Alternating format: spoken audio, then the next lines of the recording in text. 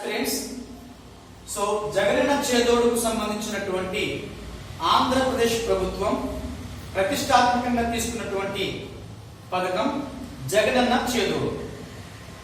ఈ జగనన్న చేదోడు యొక్క పథకం యొక్క ముఖ్య ఉద్దేశం ఏమిటి అంటే, మన రాష్ట్రంలో ఎవరైతే దర్జీలు అనగా టైలర్స్ అలాగే రజకులు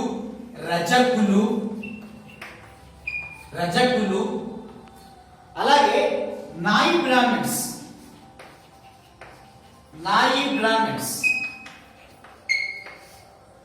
వీరికి షాపులు నిర్వహించుకునే విషయంలో ఆర్థిక భారం కాకూడదు అనే సదుద్దేశంతో సంవత్సరానికి షాపుల నిర్వహణ విషయంలో 10,000 రూపాయలు ఉచిత ఆర్థిక సహాయం అందించాలి అనే ఉద్దేశంతో చేపట్టినటువంటి పథకమే జగనన్న చేదోడు పథకం. ఈ జగనన్న చేదోడు పథకానికి ఎవరు అర్హులుగా ఉంటారు అంటే, ఈ పథకంలో భాగంగా ఎస్సీలు, ఎస్టీలు, బీసీలు, ఎస్సీ, ఎస్టీ, బీసీ మరియు ఓపెన్ కేటగిరీ అనగా అన్ని కులాల వారు ఈ పథకానికి అర్హులు. అన్ని కులాల వారు. ఎందుకు ఈ పథకానికి ఎవరు మాత్రమే అర్హులు చెప్తున్నాము అంటే, ఇక్కడ కొన్ని పథకాలు కమ్యూనిటీ బేస్డ్ పథకాలు కూడా ఉన్నాయి. For example Kapu Nestham. So దీనికి కాపులు ఈ పథకానికి అర్హులు. అలాగే చేయూత ఎస్సీ, ఎస్టీ, బీసీ, మైనారిటీస్. అలాగే ఈబీసీ నేస్తం అగ్రవర్ణాలకు సంబంధించినటువంటి ఆర్థిక పరమైన తక్కువగా ఉన్నటువంటి వారికి ఈబీసీ నేస్తం. సో అక్కడ కొన్ని కమ్యూనిటీ బేస్డ్ ప్రోగ్రామ్స్ ఉన్నాయి కాబట్టి జగనన్న చేదోడు అనేది ఎవరు అర్హులు అంటే ఎస్సీ, ఎస్టీ, బీసీ, ఓసీ అన్ని కులాల వారికి ఈ పథకానికి అర్హత కలిగి ఉన్నారు. అయితే వీరికి వయసు ఎంత ఉండాలి అంటే, వయసు చాలా చాలా ఇంపార్టెంట్. జగనన్న చేదోడు పథకానికి వయసు ఎంత అంటే 18 సంవత్సరాల నుండి 60 సంవత్సరాల వయసు కలిగిన ప్రతి ఒక్కరు కూడా ఈ పథకానికి స్త్రీ పురుష భేదం లేదు, అందరికీ ఈ పథకం వర్తిస్తుంది. ఓకేనా? సో కానీ కన్ఫర్మ్ గా వారికి టైలర్స్ వృత్తి మీద ఆధారపడి టైలర్స్ వృత్తి ఉండాలి. అలాగే రజకులు అయ్యి వారి యొక్క షాపు కలిగి ఉండాలి. అట్ ద సేమ్ టైం నాయి బ్రాహ్మణ్స్ కి సంబంధించినటువంటి షాప్ కలిగి ఉండాలి. అయితే ఈ పథకానికి సంబంధించినటువంటి అర్హతలు ఏమిటి అని చూసినట్లయితే, మీకు ఆంధ్రప్రదేశ్ ప్రభుత్వానికి సంబంధించినటువంటి ఏ పథకమైనా సరే కొన్ని క్వాలిఫికేషన్స్ లేదా అర్హతలు, పరిమితులకు లోబడి ఉంటుంది. సో అవి ఏమిటి అని చూసినట్లయితే, మొట్టమొదటిగా మనకి నివాస స్థలం తీసుకుందాం. నివాసం స్థలం. ఈ నివాస స్థలం వచ్చేసరికి గ్రామీణ మరియు పట్టణ ప్రాంతాల్లో 1000 స్క్వేర్ ఫీట్స్ కి మించరాదు. వారి యొక్క నివాస భూమి 1000 స్క్వేర్ ఫీట్స్ కి మించి ఉండరాదు. 1000 స్క్వేర్ ఫీట్స్ అంటే 1000 చదరపు అడుగులకు మించి ఉండరాదు. అలాగే వారికి భూమి వెట్ ల్యాండ్ అంటే వారికి వెట్ అంటే మనకి అక్కడ ఏంటది మాగాని భూమి 3 ఎకరాలకు మించరాదు. అలాగే మెట్ట భూమి అనేది 10 ఎకరాలకు మించరాదు. మాగాని 3 ఎకరాలకు మించరాదు, మెట్ట 10 ఎకరాలకు మించరాదు. ఈ రెండు కలిపి 5 ఎకరాల వరకు మించరాదు. 2 కలిపి 5 ఎకరాల వరకు మించరాదు. ఓకేనా? సో ఇది నివాసం భూమి. తర్వాత వారి కుటుంబ ఆదాయం కుటుంబ ఆదాయం. నివాసం చెప్పుకున్నాం, భూమి గురించి చెప్పుకున్నాం. తర్వాత కుటుంబ ఆదాయం. కుటుంబ ఆదాయం నెలసరి ఫ్యామిలీ ఇన్కమ్ ఎంత ఉండాలి అంటే, ఫ్యామిలీ ఇన్కమ్ పట్టణ ప్రాంతాలలో ఫ్యామిలీ ఇన్కమ్ 12,000కు మించరాదు. 12,000కి మించరాదు. గ్రామీణ ప్రాంతాల్లో 10,000కు మించరాదు. గ్రామీణ ప్రాంతాల్లో 10,000కు మించరాదు. ఓకే, ఆ తర్వాత ఈ జగనన్న చేదోడు పథకానికే కాకుండా మరే ఇతర పథకమైనా సరే ఇవన్నీ కూడా వర్తిస్తే దాంట్లో భాగంగా మరొకటి ఏమిటి అంటే, ఆ కుటుంబంలో ఉన్నటువంటి ఎలక్ట్రిసిటీ, విద్యుత్, ఓకేనా, విద్యుత్ అనేది నెలకి 300 యూనిట్లకు మించరాదు.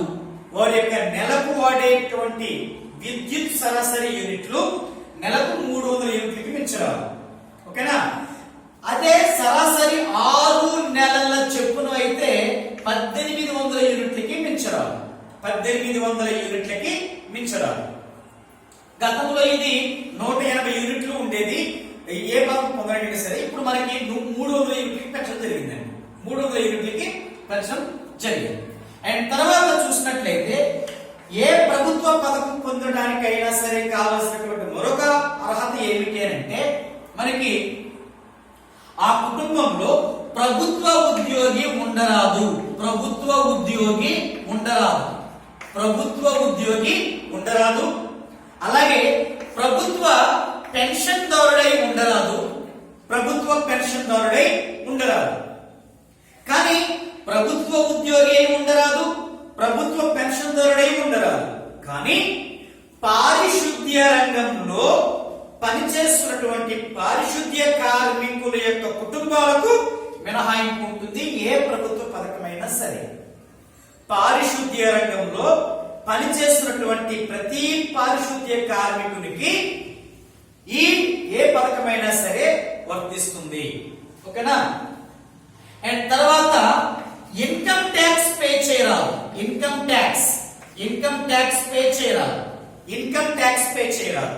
ఏ ప్రభుత్వ పథకానికైనా సరే మరొక అర్హత ఏమిటి అంటే, ఇన్కమ్ ట్యాక్స్ ఆదాయానికి మించి పన్ను చెల్లించరాదు. ఆదాయం తగినట్టుగా అంటే ఈ ఫ్యామిలీ ఇన్కమ్ కి సంబంధించి ఏదైతే ఉందో దానికి మించి ఉండకూడదు అంటారు. ఓకేనా, మరొక ఇంపార్టెంట్ ఏమిటి అంటే 4 వీలర్ కలిగి ఉండరాదు.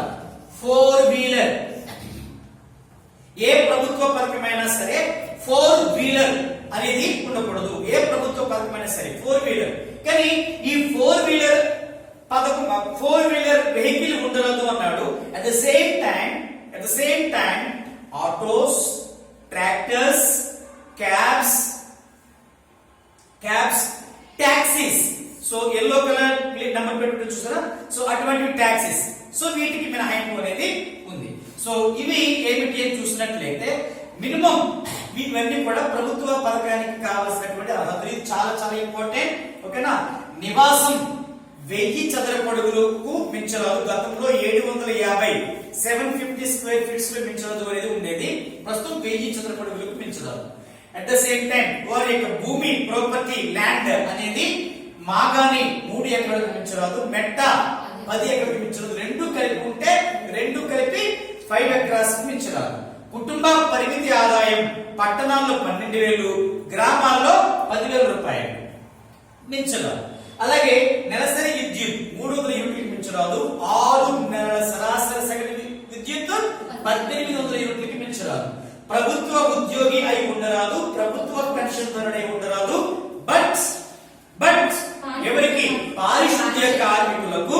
అలాగే పారిశుద్ధ్య కార్మికులకు ఈ పథకం ఏ పథకానికి వర్తింపు అనేది మినహాయింపు అనేది ఉంటుంది. ఇన్కమ్ ట్యాక్స్, జిఎస్టి ట్యాక్స్ చెల్లిస్తూ ఉండరాదు. అలాగే 4 వీలర్ కలిగి ఉండరాదు. 4 వీలర్ కలిగి ఉండరాదు. సో 4 వీలర్ విషయంలో ఆటోకి, టాక్సీకి, ట్రాక్టర్ కి, క్యాబ్స్ కి లాంటి పరిమితి మినహాయింపు అనేది ఇవ్వడం జరిగింది. సో ఈ విధంగా మనకి జగనన్న చేదోడు అనే పథకంలో అన్ని కులాల వారికి వర్తింప చేస్తున్నా.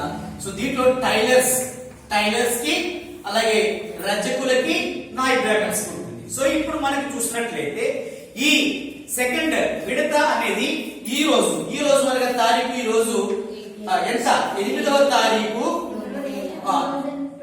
రెండవ నెల 2022వ సంవత్సరంలో ఇంచుమించుగా ఈ రోజు ముఖ్యమంత్రి జగన్మోహన్ రెడ్డి గారు ఒక బటన్ నొక్కగానే లబ్ధిదారులకు మొత్తం 583.78 క్రోర్స్ 583.78 క్రోర్స్ ఈ పథకానికి ఈ రోజు పంపిణీ చేయడం జరిగింది. అయితే ఈ రోజు నాటికి టైలర్స్ ఎంతమంది ఉన్నారు అంటే ఈ పథకానికి లబ్ధిదారుల సంఖ్య ఎంత అంటే టైలర్స్ కి సంబంధించి 1,46,103 మంది. టైలర్స్ ఎంతమంది ఉన్నారండి? 1,46,103 మంది టైలర్లు రాష్ట్ర వ్యాప్తంగా ఉన్నారు. ఈ పథకానికి అర్హత సాధించారు. ఓకేనా? అలాగే రజకులు 98,439 మంది. 94,000 రజకులకు సంబంధించి ఎంతంటే 98,439 లబ్ధిదారులు రజకులుగా ఉన్నారు.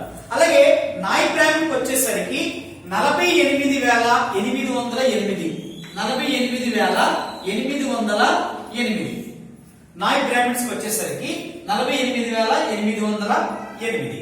సో ఇది డేటా, ఇది చాలా చాలా ఇంపార్టెంట్. ఓకేనండి? సో జగనన్న చేదోడు క్రింద 8/2/2022 నాటికి డేటా ప్రకారం పరిశీలించినట్లయితే 1,46,103 మంది టైలర్స్ ఉండగా 98,439 మంది రజకులు ఉండగా 48,800 మంది నాయ్ బ్రాహ్మణ్స్ ఉన్నారు. సో ఈ రోజు మొత్తం 563.78 క్రోర్స్ అనేవి ఇవి రెండో విడతగా విడుదల చేయడం జరిగింది లబ్ధిదారులకి. ఓకేనా? సో ఇది డైరెక్ట్ బెనిఫిషియరీ ట్రాన్సాక్షన్ ద్వారా దీన్ని విడుదల చేయడం జరిగింది. డైరెక్ట్ బెనిఫిషియరీ ట్రాన్సాక్షన్, ప్రత్యక్ష నగదు బదిలీ పథకము అని చెప్పేసి అంటారు. ప్రత్యక్ష నగదు బదిలీ పథకం ఇది జగనన్న తోడుకు సంబంధించినటువంటి అంశం. సో ఈ ఛానల్ ని ఇంకా ఎవరైనా సబ్స్క్రైబ్ చేసుకోకపోతే సబ్స్క్రైబ్ చేయండి, లైక్ చేయండి, కామెంట్ చేయండి. Thank you one and all.